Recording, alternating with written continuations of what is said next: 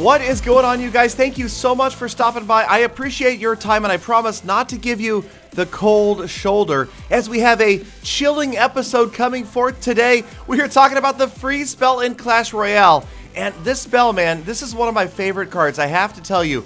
And if you use it right, it's amazing. If you have bad timing with it, it can be disastrous. 4 wasted elixir down the drain if it's too early or too late. So we're going to take a look at some battles where the freeze spell was just about perfect. And right here, yes, I'm facing Sparky coming down the left lane at me. I am not happy about facing Sparky, but if you're prepared, there are lots of different ways you can counter Sparky, and the freeze spell is just one of them.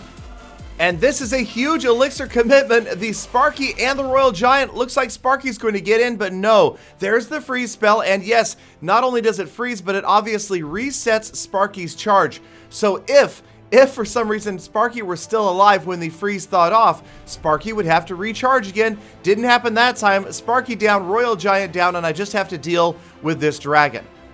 Now, of course, another way to stop or at least temporarily disable Sparky is the zap spell. If you don't have freeze up or you don't have it available, the zap will work just as well. Buys you that extra couple of seconds that you might need to try to get Sparky down, or at least to get Sparky distracted at somebody else other than one of your crown towers. So we know that this guy's going to be coming at me again and again and again. This time he tries the Valkyrie with Sparky, and you can see Sparky is fully charged. And the freeze spell once again disables Sparky. The tower goes to work on the Valkyrie as well as the Barbarians. Then I throw in the zap for good measure just to make sure it didn't eradicate all of my barbs at once. They get through and they are on to doing a little more damage. We will eventually get that cannon out of the way, and the Hog Rider got to the tower. There we go. That is a big push, and we've got a lot of hit points off that left tower before that Valkyrie and the tower finally get it down. So well below 50%, so a couple of good exchanges there, each time stopping Sparky and the Royal Giant. Now this call to drop the minions there, it was tough to use up my 5 elixir minions, but it does work out okay. We get the Valkyrie out of the way, and I'd much rather work on, say, the dragon on my tower with only the princess and the tower working on it than that Valkyrie. It would have done a lot more damage. And once again, we've got the Royal Giant moving in. Barbarians, another great way to counter a Royal Giant. He was distracted on the Elixir Collector. I'm happy to sacrifice that, and he only gets 1 shot off on my tower before he falls. Right here, you can see another example of why I love the Minion Horde. The arrows were used on the Minion Horde. That lets the princess stay up a little bit longer. The dragon once again moving in. And again, the dragon, more of a tank than a DPS. You don't really have to worry, say, about a dragon getting stuck on one of your towers and banging on it. The amount of damage that it will do is much less severe than most other units, including, like I said, the Valkyrie. So again, we try to move forward with the Hog Rider, and again, he gets pulled off to the side by that cannon. But check out that epic freeze spell. It stops the Valkyrie, stops the tower, and the Hog gets a couple of huge shots in. That freeze spell, I gotta admit, so well timed. The Hog Rider, less than 10% health, but the freeze spell works out. The Hog gets through. The zap spell resetting Sparky, but it looks like Sparky is going to get a shot off. No! We get Sparky out of the way just a split second before he fires on my tower. That was a huge save right there. And once again, we're on the move. We almost get to the tower, but the cannon gets in the way. But get ready for it. It is the freeze spell once again, and that spell spells victory. 1 crown to 0. The freeze spell does it. Several different clutch instances of the freeze spell being dropped and basically won me that battle. But I'm not here just to ring my own bell, just mostly to talk about the freeze spell. So we've got another replay, and this one is from a member of Full Attack by the name of Nif.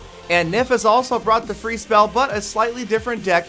He's got some interesting defensive moves here, including the Tombstone. He also has the Witch, which is more rarely used at higher levels. So it'll be interesting to see exactly how he implements it, especially facing the Royal Giant.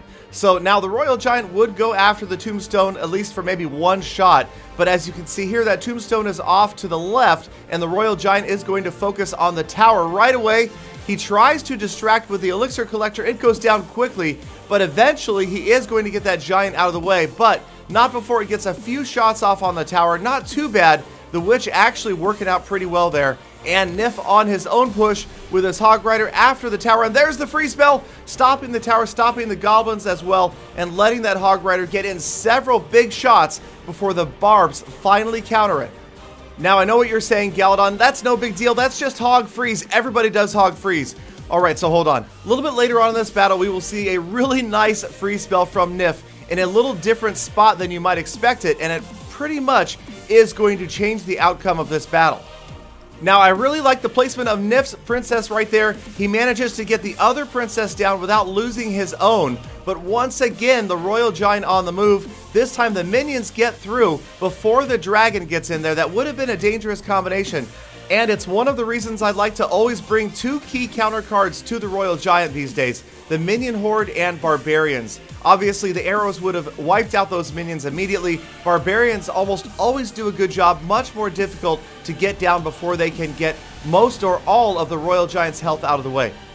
Alright, so SS dropping the rocket. I've noticed some players do like to do that. They think it's worth it to drop the extra elixir to get that elixir collector out of the way completely and damage the tower.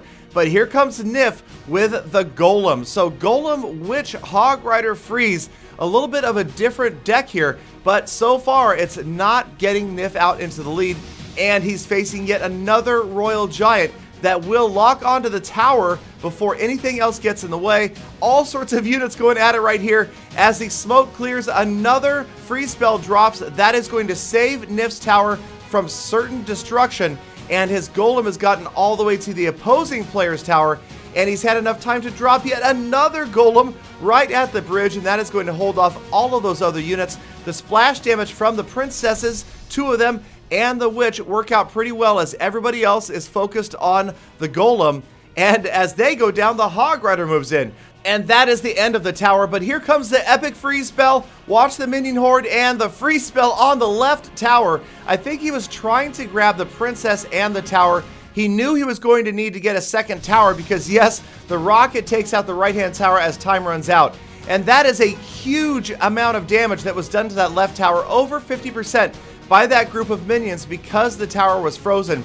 I think even better deployment of that freeze spell, knowing the princess was going down, would have been to grab both of the towers. Instead, Nif grabs just one, but it works out. It gets him once again the chance to use another freeze spell, another Hog Rider, and it's game over, 2 crowns to 1. So we will take a look at another example of a battle where freeze was really a pivotal part of the match, and it comes to us from none other than Peter's $17. There's Peter starting out with his traditional Angry King taunts, and it looks like Peter has a Hog Cycle Freeze deck, and his opponent looks like he's got a Jason deck. So it should be an interesting matchup here, but the freeze spell, once again, I found that really the only good counter to a freeze spell is to have a freeze spell of your own. Sometimes that is absolutely critical. If they freeze your tower or they freeze your troops, you freeze right back, and that can kind of nullify things, pauses everything for a couple of seconds. But in this battle, Peter just goes nuts. He goes hog wild on his opponent's right tower, and within the first 35 seconds, Peter is already ahead, 1 crown to 0. But this battle is far from over, and that is the thing about the Jason deck. It's got a way of coming back, especially with the use of that Elixir Collector, the Giant, and the Barbarians. Peter's got his Hog Cycle. It looks like he has a cannon in there as well, and no Elixir Collector. He's got a Fireball and a Freeze spell, so he's got Fire and Ice. We will see how it can do dealing with this Jason deck. Now, personally, I prefer to bring a different direct damage card rather than a Fireball card if I have the freeze spell. Something a little cheaper, like the Zap, like the arrows, a good way to stop or take out a princess or a pack of minions. And it looks like Peter has gone to work on the left tower of his opponent, and he is way out in the lead. This battle does look like it's just about over right here, as his opponent is so far behind. But we haven't really seen a big giant push from Lionheart yet. And obviously, Lionheart's deck is not a Jason deck. You can see the Wizard in there and the Hog Rider. Barbarians, they get to Peter's left tower and tie things up. And a lot of damage going in against Peter's King. So suddenly, this battle looks a lot closer than it first appeared to be after the first 30 seconds. And Peter had taken a crown tower down. So we're just about into the final minute and double elixir. It looks like Lionheart is getting ready for another elixir collector. And I'm waiting for it. Peter promised me an epic use of the freeze spell here, but I don't see it yet. Both players are just about full on elixir. Peter going with the Hog Rider down the left, and it looks like, yes, Hog Freeze lets Peter take that second tower, and he's up 2-1, but check out the push coming down the left-hand side. The Barbarians are going to unfreeze and rejoin the rest of the push. Archers, Goblins, Ice Wizard, countered by the Minions, recountered by the arrows. Fireball, critical Fireball right there, really stops that entire push, resets things, but Lionheart has the elixir to start another push right away on Peter's side. He is going after his King's Tower. He's going for the 3 in the final 15 seconds. It looks like the Giant's going to get there.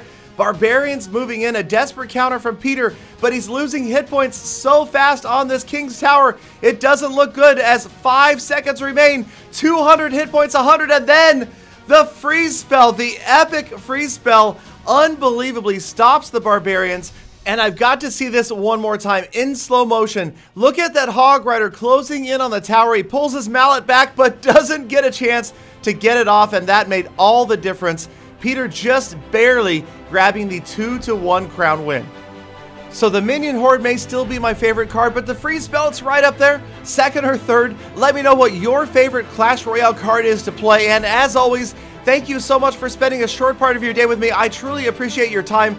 Hit that subscribe button before you leave, and I hope to see every last one of you back here again tomorrow for more full attacks.